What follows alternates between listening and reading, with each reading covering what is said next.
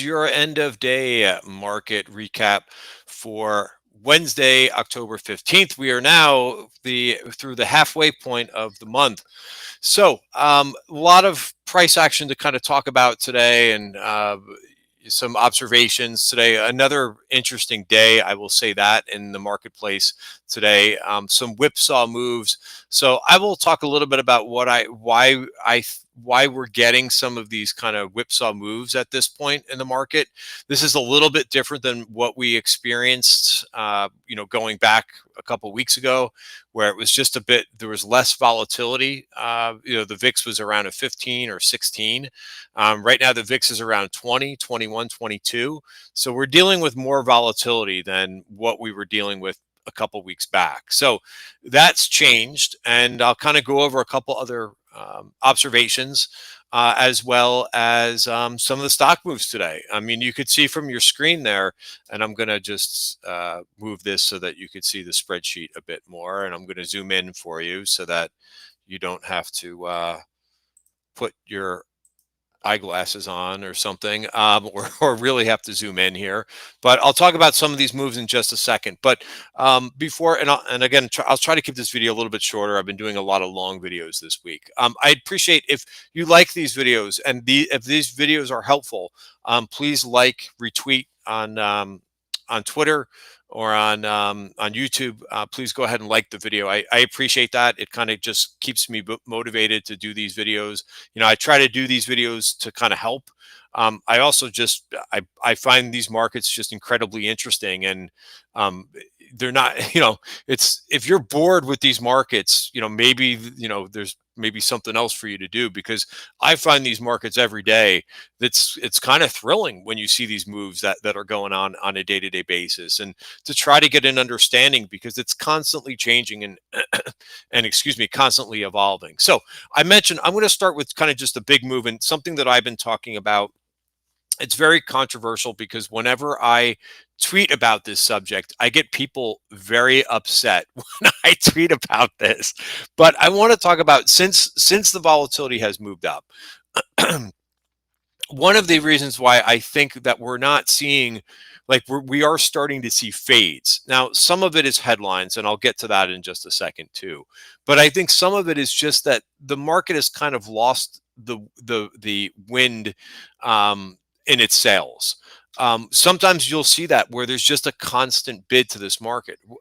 Another observation that I've made over and over the last few weeks is that we've had very shallow dips, and we're not getting the dips now. We're getting a little bit more deep, right? And part of the reason, I think, is, now I have to preface this because I have to be careful, because I know people are going to get angry, but I'm going to talk about CTAs, right? The commodity trading advisors.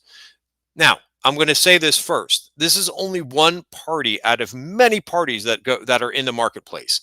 For example, if you just look at the hedge fund group, right? And people classify hedge funds and they just say sometimes hedge funds, but there's probably about at least 10 different hedge fund strategies, for example, right? There's macro hedge funds, there's long short hedge funds, there's quants, there's a whole bunch of other ones too.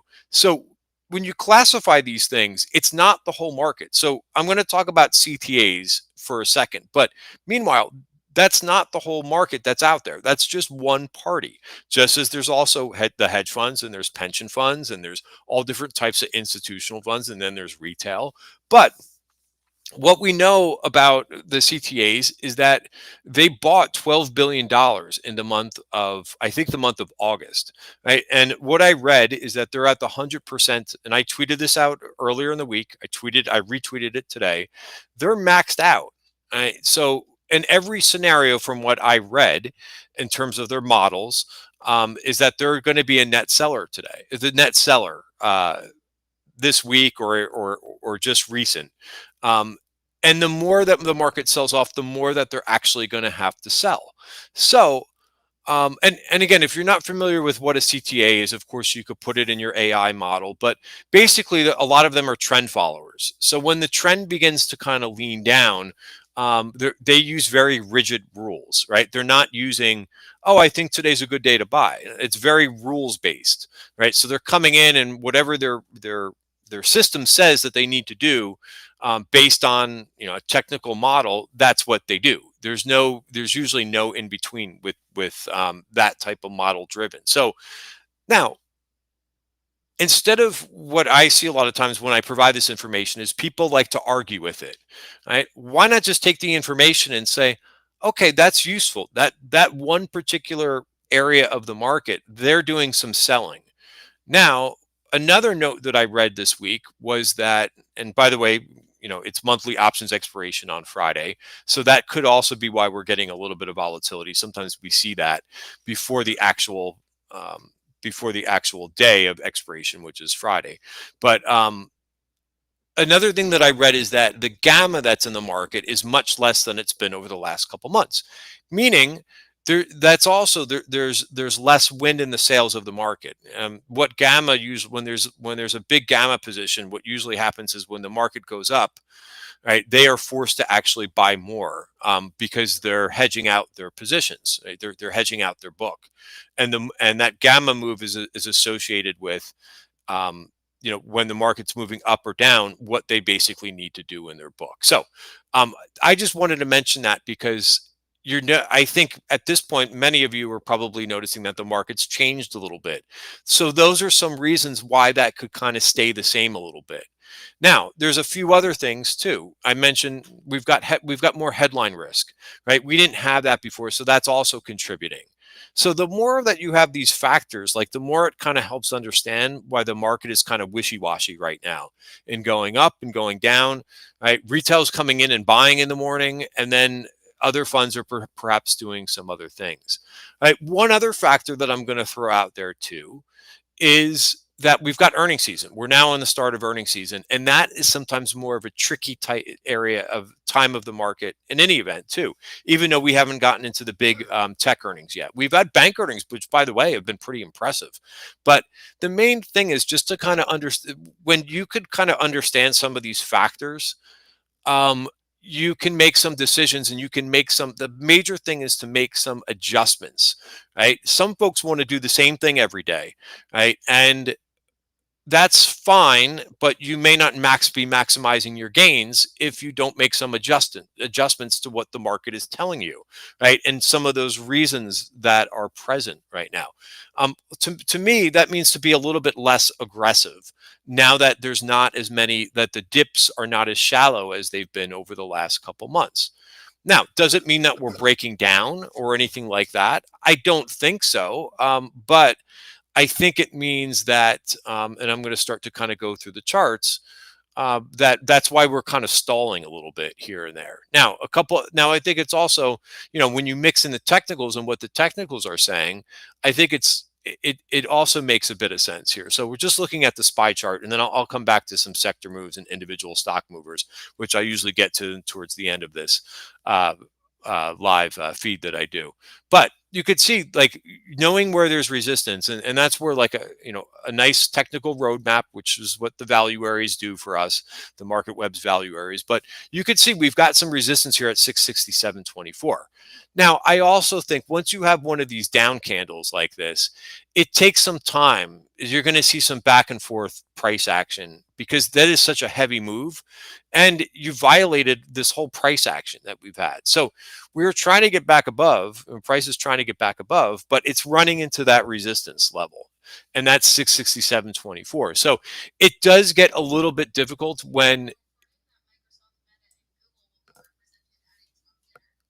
sorry, I'm just listening to Bloomberg Squawk. But you could see on the 1 hour chart here too how this is unfolding, and we're breaching this intraday. But of course, what's the most important? What's the most, like, in terms of timing of prices, right? The most important thing is the closing price. Intraday, you can whipsaw all over the place, but the end of the day is the most, and the closing print is the most important. Now the Qs are doing this, like, they're even, and I've been just watching the Qs a little bit more, but it's the same thing going on here, right? The Qs are having a tough time with this top of the value area, right? And I've been showing this because it's just a little bit more, you could see the detail a little bit more when you use the 1 hour chart. I'm going to turn off Bloomberg Squawk because they're in my ear. But look at, and I've gone over this now multiple days this week. But the issue is that with this particular chart is the gray box is the monthly value area and the blue box is the value area for the week, right? So there's two resistance levels that are smacking up against one another, and it looked like we had it today. And I thought I tweeted this out. I'm like, hey, we finally broke through, and you could see we got slapped back down here, and we still can't get above the 602.61 level, which is getting kind of comical at this point. Look at how many times, or how many 1 hour bars have tagged this going back and forth over this resistance level. 1, 2, 3, 4, 5. I'm going to count this one. 6, 7, 8, 9, 10, 11, 12, 13, 14. There's been 14 1 hour bars like in the last 2 days where there's just a lot of indecision about what to do around the 603.20, 602.61 level. Its price is just having a real tough time with it. All right, so that's what we've got going on in the Qs. IWM probably got a little bit ahead of itself, I would say, but look at it come back. This came in, this was the star yesterday, broke out to new highs. Again, just got a little bit too ahead of itself. It was up like, I think, at 1.6% for the day. And that's hot. Meaning hot temperature, it's too extreme, not hot in a good way. Sorry. Notice that we came in and tested support and we're bouncing on support. So again, like these things are methodically holding in there, but if you're getting caught adding at the wrong time, you're going to have difficulty with this market the way it's whipsawing around a bit. So that's where IWM is, and that's a new closing high, even though that's a complete doji looking candle for IWM. I mentioned, so that's the indices. That's where we're at with those. I'm just going to go back to the spreadsheet for just a second.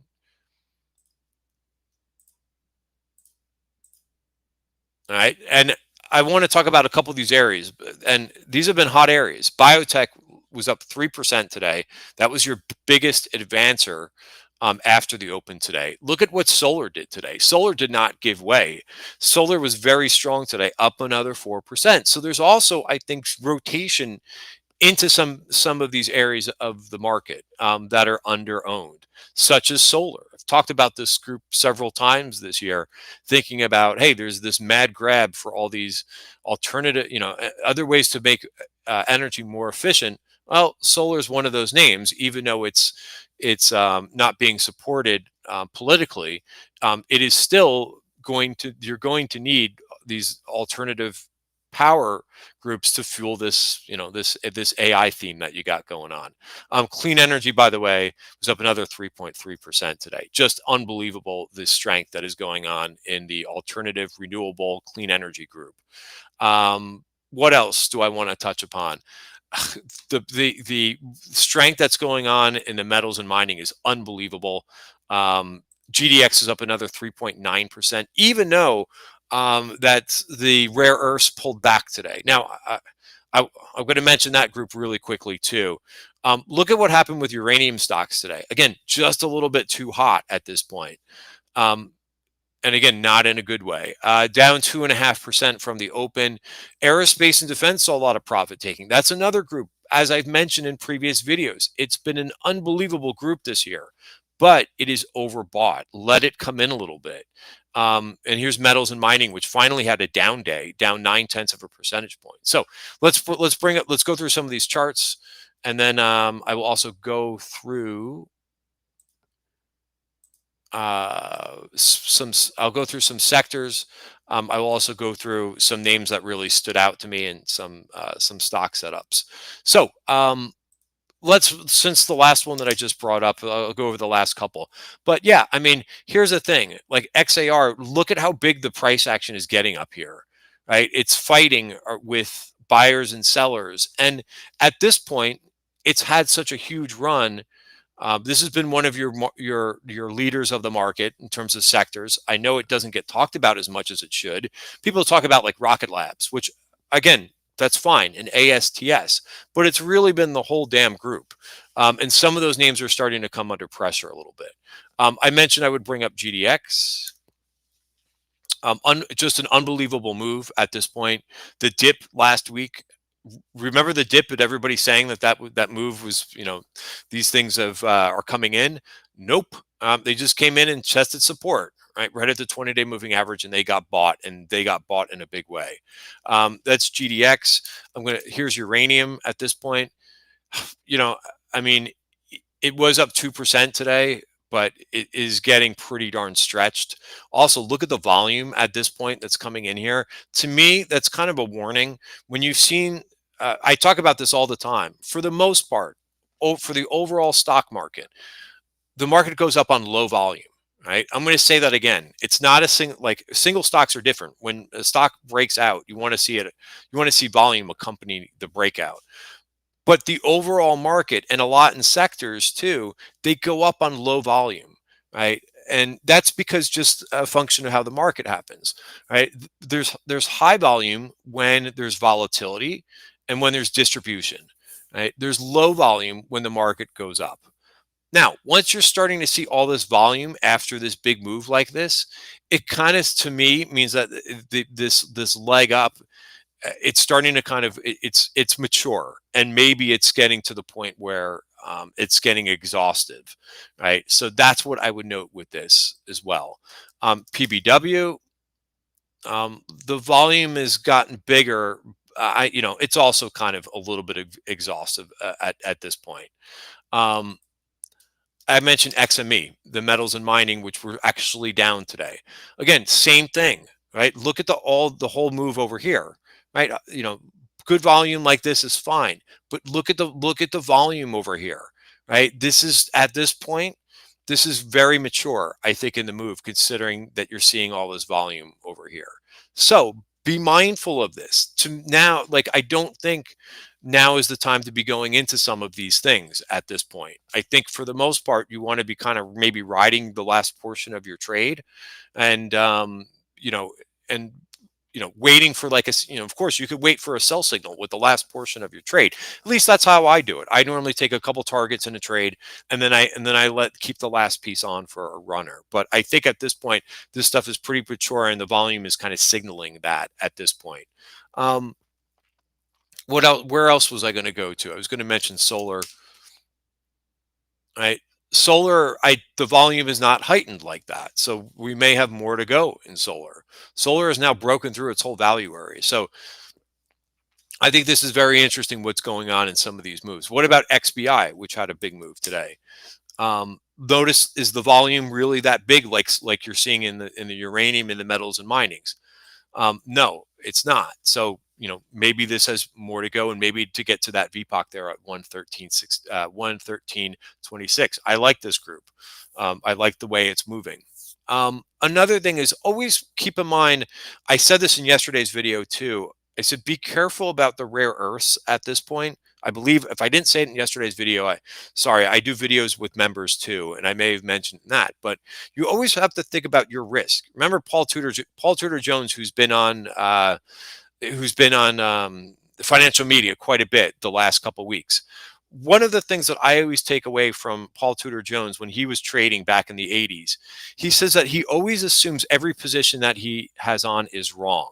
Why does he do that? Right? He does that so that he's thinking about the risk. So, for instance, if you were along the rare earths, which made humongous moves, right? But what is the danger in these rare earths in this rare earth trade?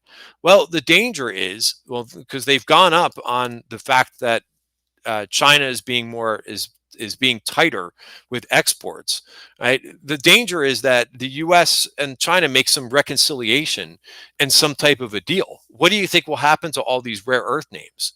Right? My thought is they'll go down pretty decently, right? So if China ups the rhetoric with rare earths, these names go up. If they say, when you get to that meeting, if that meeting happens with Trump and Xi at the end of the month, right, and they make nicey nice, right, then you'll probably see these names come down decently. And so understanding that, and understanding the risks in each one of your trades or areas of the market that you're in make you more of a professional trader, make you a real trader. So in any event, I'm going to bring up some names that I thought were interesting today. Um, I thought number one, like the CLS. Again, like I'm not in the CLS. I've tried it multiple times in the last I don't know, a couple weeks. It's just been kind of too sideways, but it looked like it was breaking out here and then it stalled. But hey, that's a real nice move in CLS today. Maybe that is going higher. I also was it last week? I think on Friday I got stopped out of my Western Digital trade. Look at this come back. It's making another attempt. Sometimes that happens. Sometimes I get shaken out of trades. Everybody gets shaken out of trades, at some point. But look at this thing come back here and regain all those short-term moving averages. Look at how the 5 and the 20-day moving average, maybe they needed to come together like that. I like this chart in Western Digital. What about Micron? Micron's just been sitting here, right? I would keep a close eye on what Micron does. That's a nice looking bull flag that you got going on in this. A lot of option activity going on in some of these smaller names. This LAES, I think it had an offering. That's why it went down. But they were going out and buying the dip in this thing. Another name, because we're seeing option flow in a couple of these things that are new almost every day. AIP, I tried going long this one today. Nice break out of the bull flag. Right, first time I've not looked at this name before. Hence, I couldn't get long in here. But saw a bunch of, I think it was May option activity. So I went along with this one. Smaller cap. This is a semiconductor name. LAES, by the way, is quantum. In Bloomberg, it's labeled wrong. It says semiconductor devices. Another one too. I think it's CAN. This is a $2 stock. Right, saw some call activity too. So these small cap semis are catching a lot of option activity. Couple names that are giving me a hard time. GEV, I started a position. I mentioned in yesterday's video, be careful about some of these names that are just back and forth like this. The stock now, it did get a downgrade today, but it was down 4.4% today. So I'm still holding it because I put the right size position on, and I can get whipped around with a smaller position. If I had a big position on in this thing, I would be very upset. But that's just the way that this stock has been going. It's every time it looks like it's going to break out, it stalls. So how do you position in it? Lightly. BE. I was able to take some profits in this. Right, this is still, I think, holding up pretty decently.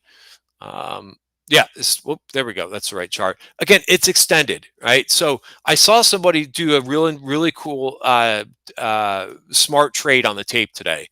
Somebody, I believe what they did is they sold some November calls, November 170 strike calls. Now, I don't think that the stock is going to 170 by November expiration, basically about a month away. They collected about $8 of premium on this. That's a nice way to kind of profit. If you're long some BE and you could sell a call at 170, collect $8, right? And then if it still goes up to 170, you're going to be really happy owning the stock, and you're going to get stopped out at 170, right? And if it doesn't, you're collecting $8 per contract. Right, that's a really smart trade that I saw, and how you can kind of use options when you've got a very high implied volatility with the stock. And I think Bloom Energy is like a 115 implied volatility. What else? And just I was very impressed with, like I said, with the solar names. First Solar got a street high price target. It did take out that VPOC. Maybe it kind of fills in a little bit after that VPOC. Remember, this represents overhead supply, so it becomes a battle of the new buyers and existing sellers that are out there. So a lot of times names stall. Hence NVTS. Right, NVTS got up to that VPOC. Like that would be a place for me if you got involved in this trade from when we mentioned it last Friday. That would be a place to take targets. Now there's another VPOC up here at 18, but maybe it comes in and lets the 5-day moving average catch up a little bit. We'll see. Sometimes they don't. The real strong names don't do that, but we'll see because it's pretty extended. And then lastly, HIMS. I traded this one mainly for a day trade because this is not a name that I love to position in for a swing trade. This went right up to a VPOC, but I caught this one nicely today.